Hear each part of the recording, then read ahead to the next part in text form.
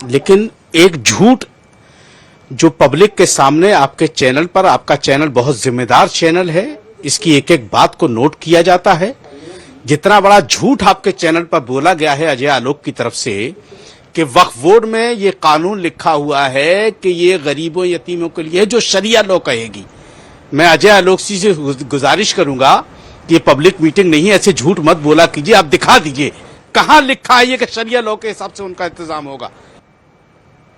कहां निकालो तो कुरान का, कहां कुरान से निकाल रहे हो? बिल्कुल कहां कुरान से निकाल रहे हो भाई? कहां कुरान में लिखा है? क्यों झूठ फैलाते हो भाई टीवी में बैठ करके?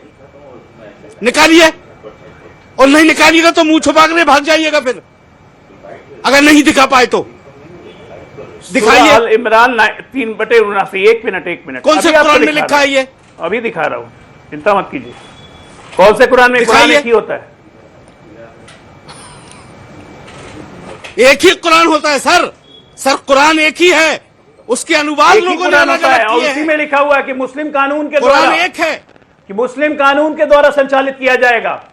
दिखाओ मुस्लिम तो कानून के द्वारा संचालित किया जाएगा। वक्त का मतलब निकाल लीजिए। दिखाओ तो कहां है यार? ये पूरा विकिपीडिया खोलिए जरा। तुम दिखाओ यार, विकिपीडिया खोलिए। दाएं बाएं करने की क्या जरूरत है? तुम दिखाओ ना। तुम क्या दिखा रहे थे अभी? तुम क्या दिखा रहे थे? वो दिखाओ। मैं तो ये दिखा रहा हूं, आपको खोल के दिखा रहा हूं, गूगल ही कर रहा हूं आपके लिए। वो निकाल रहे हैं। तू तड़ाक मत बताइए सर, हम सब आप अपनी बात अच्छे से कहिए, लेकिन तू तड़ाक, तुम बोलो, तुम करो, आपको भी सम्मान दिया जा रहा है। आप भी सम्मानजनक भाषा बोलेंगे तो अच्छा लगेगा, क्योंकि बहुत जल्दी फिर वो नीचे की तरफ चले जाएगा पूरा मामला। ठीक है? हाँ, एक बार दोनों को दिखा दीजिए, फिर मुझे मुफ्ती साहब के पास भी जाना है। क्या हुआ अजय आलोक जी? ठीक है, जब मिलेगा आप उस पर आप इशारा कीजिएगा, आप उसको पढ़ के सुनाएगा। लेकिन मौलाना अंसार रजा साहब, आपने भी कहा कि इस्लामिक लॉ से, इस्लामिक लॉ वक्फा meaning no tie up blind, it has to go with the Islamic law, लिखा हुआ है, पढ़ लीजिए। अरे मेरे बस ठीक है भाई साहब, अब ये बताइए मुझे अजय आलोक जी कि क्या संशोधन 1954 में संविधान को बाईपास करके ले आए। जेसीपी कमेटी में उसको बंद कर लीजिए। ये था तुष्टिकरण 1954, 64, 95 का। क्या संशोधन? आर्टिकल 25 को दरकिनार करते हुए इसको ले आए। अरे सुन तो लो यार सर, आर्टिकल नहीं, आप कुरान बता रहे थे, आप आर्टिकल नहीं बता रहे थे सर, आप कुरान बता रहे थे। मैं तो वही कह रहा हूं, संविधान को दरकिनार करते हुए लाए आप आर्टिकल पे आ गए तो क्यों मोहब्बत है इससे? मैं तो कह रहा हूं कि क्या लिखा हुआ है। अरे यार अभी आप क्या लिखा हुआ वही मैं आपको दिखा रहा था। अच्छा ठीक है, उनको बोलने दीजिए एक बार। अजय आलोक जी, हम लोग फंस जाएंगे। वो संविधान की अवहेलना की गई। अजय जी मत झूठ बोला कीजिए, मत फरेब किया कीजिए देश के साथ। अरे झूठ आप बोल रहे हैं भाई साहब, आप झूठ बोल रहे हैं, पकड़े गए। फरेब नहीं करता हूं, जो लिखा हुआ वही बता रहा हूं। आपको मुंह छुपा के भाग जो लिखा हुआ वही। नमस्कार साथियों, मैं आपका दोस्त अशफाक अहमद और आप देख रहे हैं देशभक्त चैनल।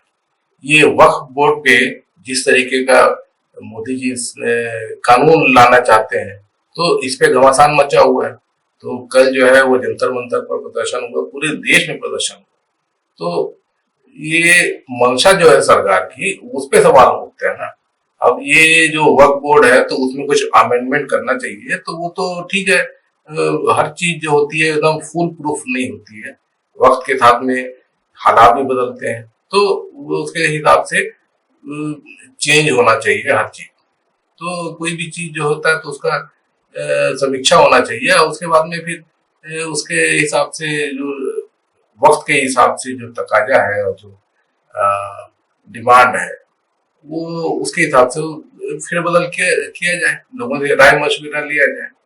तो बीजेपी का जैसे हिसाब किताब जैसे चलता है, तो वो मुद्दे जो ढूंढ ढूंढ के लाती है, तो वो इस तरह के मुद्दे ढूंढ के लाती है कि जिससे हिंदू मुसलमान हो पाए और ध्रुवीकरण हो पाए, जिससे उनको फायदा हो जाए।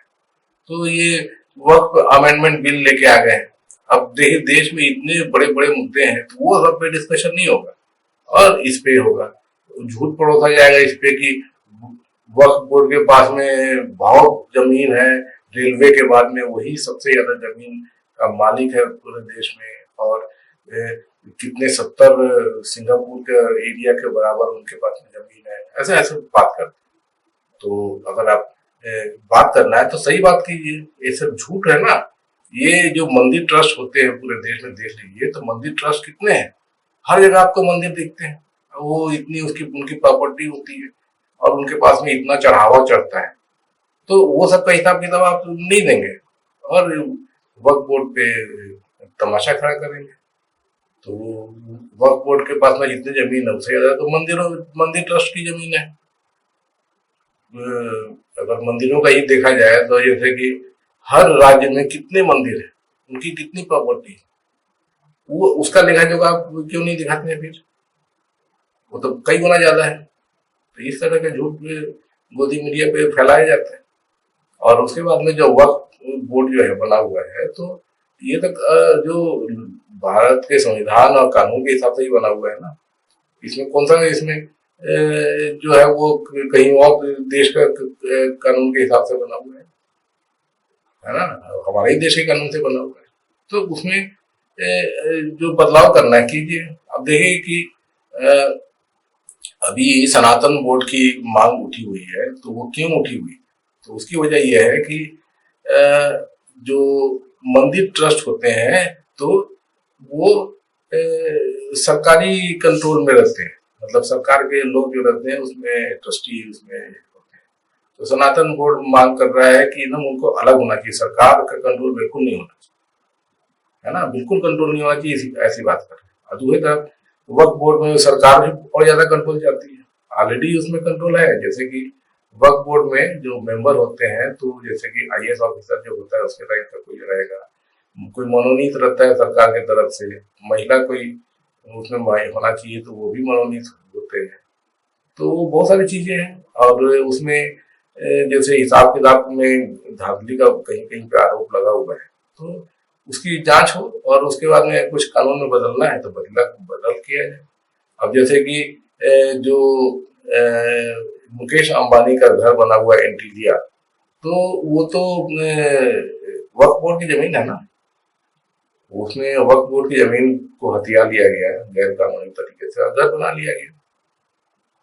तो वो ऐसे मोदी जी चाहते हैं कि वक्फ बोर्ड, उसमें क्या है कि ये जो उस पर केस अभी भी चल रहा है, वक्फ बोर्ड की जमीन पर घर बना लिया गया इलीगल तरीके से।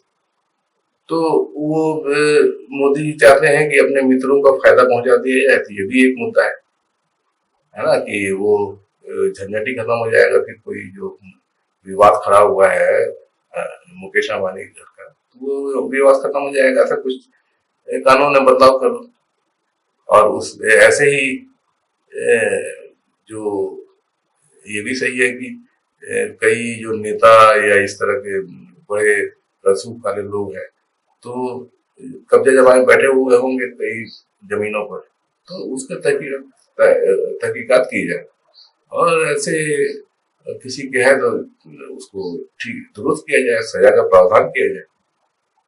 लेकिन ये बोल देना कि वक्फ बोर्ड जो होता है तो पूरा ही गलत तरीके से बना हुआ है, तो ये तो गलत है ना, ऐसा तो नहीं है। तो ये लेकिन जानबूझ के ये वक्फ बोर्ड का मुद्दा उछाल देते हैं। बड़े बड़े मुद्दे देश में, वक्फ बोर्ड का मुद्दा क्या है? कुछ भी नहीं ज्यादा। अगर देश के हिसाब से देखा जाए तो क्या मुद्दा? और देश में जो मुद्दे हैं तो उस पर तो बात नहीं होगी। वो सब तो मोदी भागते हैं, उनके पास में वक्त होता है कि वो सफारी पे जा रहे हैं मोदी जी, है वो अभी वनतारा जो है वो अंबानी का जो बना हुआ है, तो वहां पर 2-3 दिन कितना दिन बिताया है ना। और यहाँ पर इतने सारे मुद्दे हैं, उस पर बात नहीं होगी।